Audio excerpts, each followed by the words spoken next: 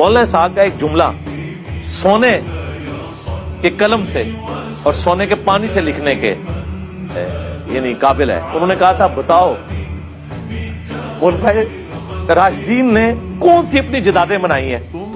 اپنے بچوں کے لیے کیا چھوڑ کے وہ مرے ہیں کہ تم کہو کہ انہیں لالچ تھی, پوری زندگی چٹائی پہ حضرت عمر سوتے رہے مسجد کے اندر, اپنے بچے کو خلیفہ نہیں نامزد کیا, لوگوں نے حالانکہ مشورے دیے ہیں, حضرت ابو بکر نے اپنے بچوں کو خلیفہ نامزد نہیں کیا, پوری زندگی کس برسی میں ایک اسلام کے غالب ہونے تک ساری تکلیفیں اللہ سے اٹھائیں, جب اس کا فروٹ کھانے کا وقت آیا ہے اس وقت بھی جنگوں کی مصیبت کاٹ رہے ہیں, بوڑھے وقت میں تو انسان آرام کرتا ہے.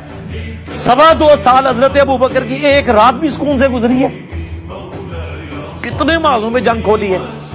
منکرین زکات